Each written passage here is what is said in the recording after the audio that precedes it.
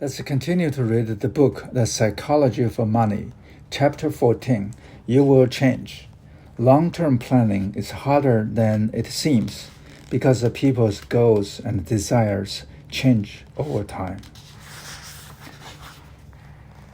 I grew up with a friend who came from neither privilege nor natural intellect, but was the hardest working guy I knew. These people have a lot to teach because they have an unfiltered understanding of every inch of the road to success. His life's mission and dream as a teenager was to be a doctor. To say the odds were stacked against him is being charitable. No reasonable person at the time would consider it a possibility. But he pushed, and a decade older than his classmates, he eventually became a doctor. How much fulfillment comes from starting from nothing, bulldozing your way to the top of a medical school and achieving one of the most noble professions against all odds? I spoke to him a few years ago. The conversation went like this. Me, long time no talk. How are you doing? Awful career. Well, awful career, man.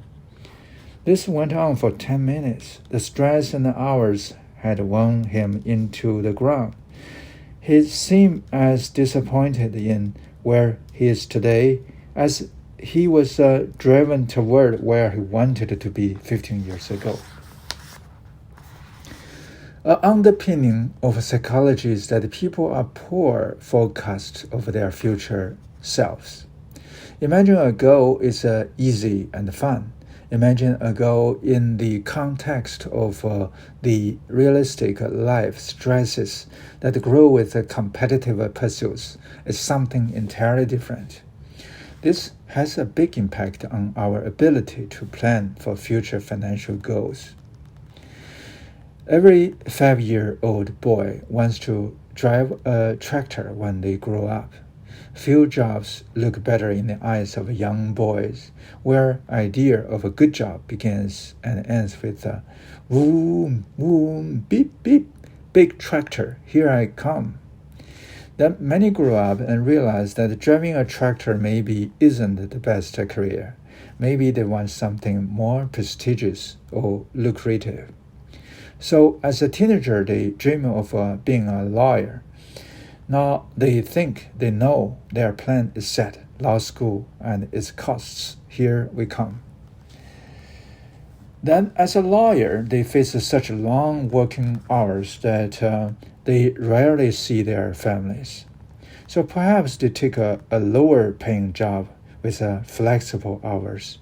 Then they realize that child care is so expensive that it consumes most of their paycheck, and they opt to be a stay-at-home parent. This, they conclude, is finally the right choice. Then at age 70, they realize that a lifetime of staying home means they are unprepared to afford retirement. Many of us went through life on a similar trajectory. Only 27% of college grads have a job related to their major, according to the Federal Reserve. 29% of stay-at-home parents have a college degree. Few likely regret their education, of course, but we should acknowledge that a new parent in their 30s may think about the life goals in a way their 18-year-old self-making career goals would never imagine.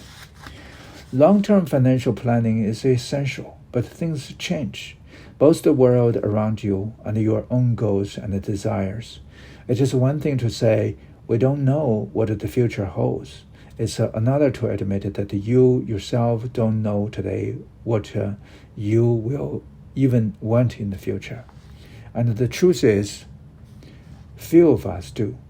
It's hard to make enduring long-term decisions when your view of what you will want in the future is likely to shift. The end of history illusion is what psychologists call the tendency for people to be keenly aware of how much they have changed in the past, but to underestimate how much their personalities, desires, and goals are likely to change in the future. Harvard psychologist Daniel Gilbert once said, quote, "At every stage of our lives, we make decisions that will profoundly influence the lives of the people we are going to become. And then when we become those people, we are not always thrilled with the decisions we made. So young people pay good money to get tattoos removed that the teenagers paid good money to get. Middle-aged people rush to divorce people who young adults rush to marry. Older adults work hard to lose what middle-aged adults work hard to gain. On and on and on." End quote. All of us, he said, are walking around with an illusion that history, our personal history, has just come to an end, that we have just recently become the people that we were always meant to be and will be for the rest of our lives. We tend to never learn this lesson. Gilbert's research shows people from age 18 to 68 underestimate how much they will change in the future. You can see how this can impact a long-term financial plan. Charlie Munger says the first rule of compounding is to never interrupt it unnecessarily. But how do you not interrupt a money plan? Careers, investments, spending, budgeting, whatever, when what you want after life changes. It's hard.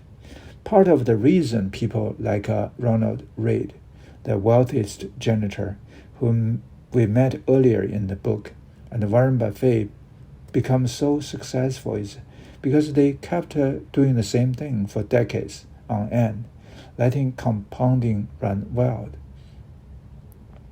But many of us evolve so much over a lifetime that we don't want to keep doing the same thing for decades on end, or anything close to it. So rather than one 80-something year lifespan, our money has perhaps 4 distinct 20-year blocks. I know young people who purposefully live austere lives with little income, and they are perfectly happy with it. Then there are those who work their tails off to pay for a life of luxury, and they are perfectly happy with that. Both have risks, the former risk being unprepared to raise a family or fund retirement. The latter risk regret that they spend your youthful and healthy years in a cubicle. There's no easy solution to this problem. Tell a 5-year-old boy he should be a lawyer instead of a tractor driver, and he will disagree with every cell in his body. But there are 2 things to keep in mind when making what you think are long-term decisions. We should avoid the extreme ends of financial planning. Assuming you will be happy with a very low income, or choosing to work endless hours in pursuit of a higher one, increases the odds that you will one day find yourself at a point of regret. The feel of the end of history illusion is that people adapt to most circumstances, so the benefits of an extreme plan, the simplicity of having hardly anything, or the thrill of having almost everything, went off. But the downsides of those extremes, not being able to afford retirement, or looking back at a life spent devoted to chasing dollars, become enduring regrets. Regrets are especially painful when you abandon a previous plan and feel like you have to run in the other direction twice as fast to make up for lost time. Compounding works best when you can give a plan years or decades to grow. This is true for not only savings, but careers and relationships. Endurance is key, and when you consider our tendency to change who we are over time, balance at every point in your life becomes a strategy to avoid future regret and encourage endurance.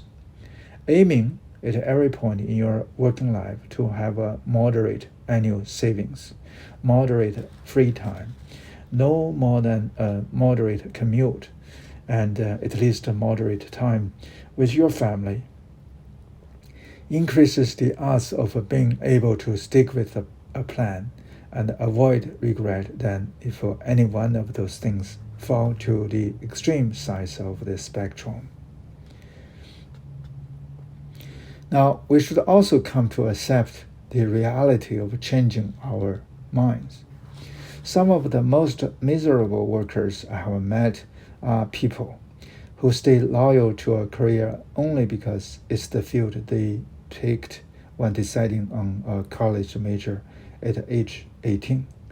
When you accept the end of history illusion, you realize that the odds of picking a job when you are not old enough to drink that you will still enjoy when you are old enough to qualify for Social Security are low.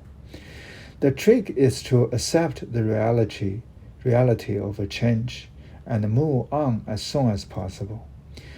Jason Zivik, the Wall Street Journal investment columnist, worked with psychologist Daniel Kahneman on writing Kahneman's book, Thinking Fast and Slow.